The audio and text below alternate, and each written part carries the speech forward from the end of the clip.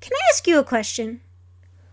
Why do you keep going back to that old diet if the improvements didn't stick? You still don't feel well. You still are chasing weight loss. Well, how about taking a different approach than keep spinning the same wheel over and over again? Welcome to Holistic Health Made Simple. Are you tired of chasing fad diets and endless workouts? Frustrated and confused by the conflicting advice on health and weight loss? Well, you're not alone. I'm Jolene, a nutritional therapy practitioner, and I'm here to guide you on a different path through holistic wellness. Together, we'll blend ancestral wisdom with scientific principles, making health and weight loss a reality. Say goodbye to yo-yo dieting and hello to simple, individualized steps that will help you reach your goals. Let's explore the power of healing your gut, optimizing your metabolism, and embracing whole foods. Ready to make that personalized wellness a reality? Let's get started on your journey to real health.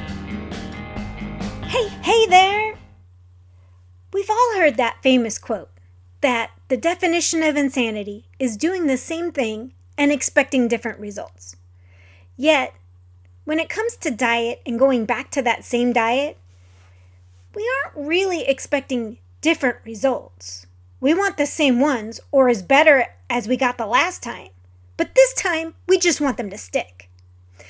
I've said this, and I've heard it way too many times to count. I know what to do. I've done it before. I'm just struggling to get started.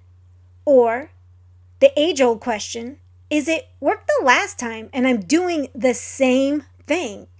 Why am I not seeing the results I saw the last time? Between these two thought processes, it is no wonder why it is so difficult to make any kind of lasting progress. Friends, let's have a bit of a heart-to-heart today. You're a little bit older now.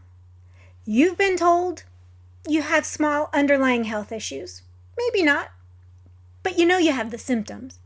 You might even have a diagnosis of some minor ailment that's common, like diabetes, thyroiditis, something of that. And your natural thought is, if I get this extra weight off, I'll be back to my old, healthy self. We have been conditioned to some extent that removing the excess weight clears up the problems we're dealing with. That actually depends on what the problem is and how you lose that excess weight. The reality that we have to face is that your body is not the same as it was the last time you did that diet. Whether it be 20, 15, 10, 5 years ago, or even a few short months ago, our bodies are constantly changing to what's been thrown at them. It's a really hard reality to face. We like things simple. We like things black and white. We want to know that we did X and we got Y, and that when we do X again, we're going to get Y. It is time we face the reality that our bodies are constantly changing, adjusting, reacting to everything. What you're eating, what you're exposed to, stress, sleep, exercise. Well, then on top of that, you have aging and all the internal changes that are happening. Oh yeah, and don't forget the accumulation of everything you've put your body through until today. You know, some of you were gentle, some not so much. You know, life. Those extreme fad diets that you've done in the past didn't do your body all that good. And don't forget the nonstop hamster wheel of life you've been on. It often makes us think that we aren't super stressed because we're always go, go, go, go, go all the time, that we don't understand the stress that puts on our body. Is this some sort of sign? Am I trying to tell you you can't improve your health? You can't lose weight? No, absolutely not. Everybody can improve their health at any age, no matter what you've put your body through. You can also lose some extra weight. Don't worry about it. You can do it. It's how you do it. It needs to be approached differently, especially if you want lasting results. If you don't want to keep doing this spinning yo-yo of getting better, getting worse, getting better, getting worse. While you're healing, while you're working on it, while you're supporting your body, You will feel like that to an extent. But if we put in the work now, slow and steady, we'll get there. It's time to stop sorting through all those quick fixes and fad diets and shiny objects and start thinking about the long game. We're all getting older. We don't want to be on this hamster wheel. It's time to think long term rather than immediate gratification. We've all been there. We've started our diet. We've lost the weight. We felt better. But not great. We felt better, but not great. And then, for whatever reason, we couldn't get it to stick. Whatever got us there, we couldn't stick to it. I have been there myself. The very first time I lost a significant amount of weight, it was close to 100 pounds. I don't remember exactly. It was in the 90s. I was in my 20s. So it was all about low fat and no fat and lots of exercise. I would work out 2 to 3 hours a day, 6 to 7 days a week. I am not kidding. That was my schedule. That was my workout schedule. An hour of cardio and an hour or two of weightlifting. Eventually, my career progressed. So life started taking over. I started hanging out with friends more, dating, doing things that adults do. Life took over. The workouts became less sustainable with my life schedule and my work schedule. That way of eating also left me on an energy roller coaster. We've talked about that, the highs and lows of energy. I was constantly eating because all I was really eating was things that weren't fueling me long term. And then I started developing autoimmune issues like rheumatoid arthritis and PCOS. Ay. You see how when you don't do it the right way for your body, things can come undone rather quickly. I didn't have a deep understanding of how to support my body at that point in time. I didn't understand that all that exercise was a huge stress on my body. The lack of fat when my hormones were in a childbearing years was a problem. Eating high sugary foods constantly. Now, even though I ate a lot of whole foods, a lot of fruits and vegetables because they were, no fat, there was also tons of SnackWell treats because, again, those were no fat. Looking at foods outside and what supports your body and nourishes your body, my body was craving fatty foods because it needed the fat to support my hormones at that point in time. I didn't know that. I didn't have that knowledge. I didn't have the knowledge that over-exercising is as much of a problem as under-exercising. I mean, even elite athletes end up with issues because of their exercise regime. We think exercising a lot must be good. It's not always. So now let's take a look and take a step back. How do we build and look at things from a sustainable way? It's hard because I understand how quick, easy packaged foods make your life simple. It makes so that you can get food on the table for you and your family quickly and easily in your busy lifestyle. But what are they doing to your health? And then when we try to implement or change everything at once, it's easy to fall back onto those patterns. So instead of going, I'm going to give up all that stuff, eventually the idea is to get it all out of your day-to-day regular routine. But first, let's look for some healthy steps that will be sustainable. What small swaps can you start with? Simple things, not a complete overhaul. I know you feel like you need the complete overhaul. And you probably do. We all do at times. But if you make the small swaps a little at a time, that complete overhaul comes painlessly. It's very painful when you do it all at one time. I'm gonna answer that nagging question. Doing it this way will make your results come slower. But remember, slow and steady wins the race. The changes you are making need to be looked at also through the lens of your current health, your current activity levels, and your current stress. Oh, and don't forget to look at your lifestyle. Don't say you're going to work out 8 days a week when there's only 7. I know, that was a joke. Bad one.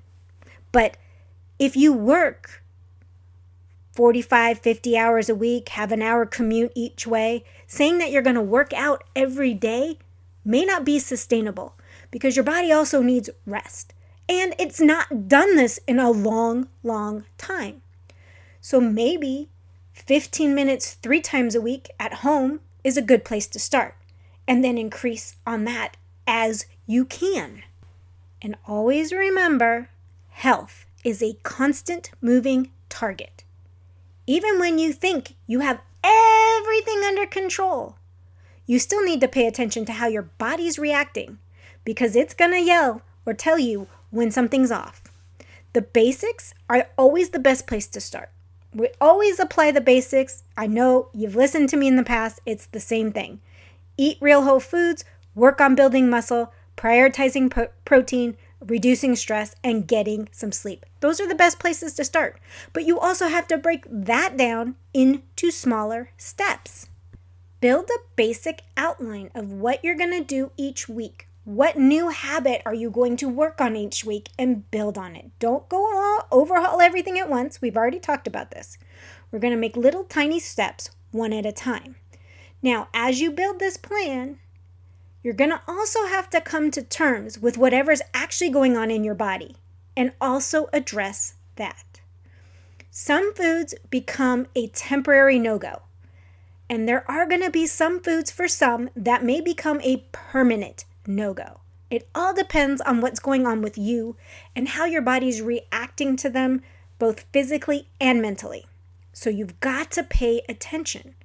For example, if you're a celiac, wheat, especially of gluten, is off the table and probably will never be an option because of what it does to your body. However, a sensitivity to something might actually mean working on your gut health and then finding the amount you can tolerate. For example, I have had a tomato intolerance, or I developed a tomato intolerance, or found it a few years back. So I cut out tomatoes for almost a whole year while I worked on gut health. And then I started reintroducing them slowly. So I tolerate tomatoes now, not as much as I used to eat, but I can tolerate them. I'll never be able to go back to eating 2 and 3 tomatoes all at one time because I used to cut them up and make them the foundation of my salad instead of lettuce. That's not going to happen. It's way too much for my system to handle. But I can have salsa. I can do chili now. I can even do tomato sauce. So I can introduce them because I did the work on the other end. And it goes back to supporting the health of the body today, not 5 years ago and not 5 years from now. Not even a few months ago. Whatever's going on today, focus on your current situation. If you know eating a very specific candy bar, whatever that is, triggers you to go binge eating, that is a no-go for you until you can mentally wrap around it. And for some people, they'll never get there. Others will learn how to moderate. Everybody's individual. So that's the mental aspect. If foods set you off the deep end on binge eating, if they send you into depression, if they give you anxiety, those are all signs that you need to figure out if there's something underlying going on, if there's some gut healing that needs to happen before you can reintroduce them, or if they're just no-go foods. Sometimes food freedom is not eating the foods that trigger bad behavior. And oftentimes we are dealing with things far longer than we know what the thing is. So we have these symptoms, but we don't have a condition to go along with it. So it kind of puts us in a different position for support. We might have been dealing to the point where we've caused damage in the area. Something like Hashimoto's is an autoimmune disease, which if prolonged is in your body for a long period of time causes thyroid problems and damage to it. Whether that damage can be undone or not, it depends on the person and the severity. So just know that you can only do the best you can, but you need to support your body where it's at. So you might be wondering right now, what can you do on your own? Because I'm starting to sound complicated. I get it. It's even complicated for me sometimes. An elimination diet is one thing you can do on your own. But remember, there are many moving parts and nuances of an elimination diet. We have to remember we want to support our body on top of removing offending foods. If you're type 2 diabetic, removing the foods that cause glucose spikes while simultaneously working on your insulin sensitivity through things like building muscle, reducing stress, and gut health will get you to a better place quicker. You see, that's where there's moving parts. Sometimes it's not just food, it's the lifestyle too. These are just a couple of examples of why it is important to adjust what you're doing to your current health issues. Depending on what's going on with your health, and if you really want to support it through nutrition, you might want to think about reaching out to someone who is trained in nutritional therapy, someone like myself, who can give you personalized recommendations based on what you've been diagnosed with, what your blood results say, and oftentimes there's a thorough questionnaire so that we can get to the bottom of what's going on and what your body needs nutrient-wise. There's also people that are trained in root cause nutrition. Both of us are worth our weight in gold because it reduces the time involved. See, you don't have to do years and years of research. We've already done it. We have years of education, research, and knowledge that we can give to you to speed up the process. Just remember, we don't replace conventional medicine.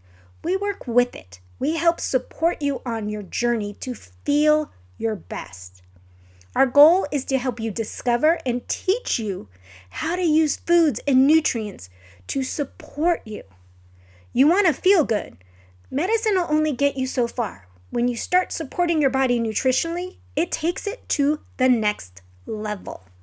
If you want to ask me a question on how it works, any of that, reach out to me. My email is down below in the show notes, or reach out to info@holistichealthmadesimple.com. I'd be happy to answer any questions you have and direct you to someone else if they're a better fit, depending on your situation. So now you might be wondering, where can you start on your own? Again, this is going to sound like I'm on repeat or something, but the best place to start is with the basics. Real foods. Eat foods that are close as possible to their natural state. Prioritize your protein. As we age, there's this thing called sarcopenia where we start losing muscle mass. Muscle mass helps with insulin sensitivity, so we don't want to lose it. It also helps with us not preventing falls. It helps with bone density. It helps with a lot. By prioritizing your protein, you can help yourself maintain muscle mass. You want to reduce stress for many reasons. Find ways, a few minutes of the day, to take away so that you know that you're working specifically on reducing the stress. Meditating, journaling, even if it's just sitting and drinking your coffee in quiet. Do something to get out the noise out of your head. Focus on something good, something positive. Reduce that stress. Find a way. Move your body. We know how important exercise is and building muscle is. 15 minutes a day, 3 times a week is a great place to start. Do some weight-bearing exercises. You can find a lot of beginner stuff on YouTube for free. You don't have to spend a lot of money on the gym. You can go to YouTube for free to get started. And then, this is a biggie. Focus deep on gut health. Your gut is the key to alleviating many symptoms you're experiencing, and often some you haven't really noticed yet. It's kind of amazing how we don't notice how bad we felt until we feel so much better, and then we realize how bad we felt in the first place. But your gut is a really great place to start because all your immune is in your gut. Well, 80% of it, or a large part of it. So you want that gut health. You want a diversified gut. You don't want leaky gut. You want all those holes patched up. Fermented foods are the best way to nourish your gut for the bacteria diversity. Then things like bone broth, collagen, aloe juice, those are all things that will help seal up the lining. The last point I will make is the symptoms you are feeling are your body's way of telling you that something's wrong. Stop trying to ignore them, stifle them, put them in a box, and pretend they aren't there. They will not go away until you address them. And eventually, they will get so loud that you have no choice but to stop and deal with them. You will be ill. You will be in pain. You will not be able to get out of bed. Whatever it is, your body will make you stop and address the symptoms. Now, the symptoms are the outward signs of something deeper, but we need to start listening to them and starting somewhere. There is a place to start.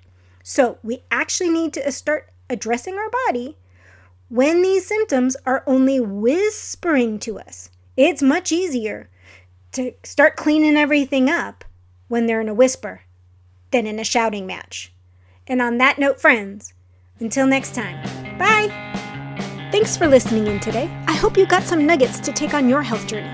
Remember, this podcast is for educational and entertainment purposes. No medical advice is being given. By listening to this podcast, you agree to the full disclaimer, which is linked in the show notes. If you found this podcast helpful, could you take 30 seconds and leave a review? Your feedback means the world to me, and it helps others discover my show. Once again, thank you for being part of my community. Until next time, have a blessed day.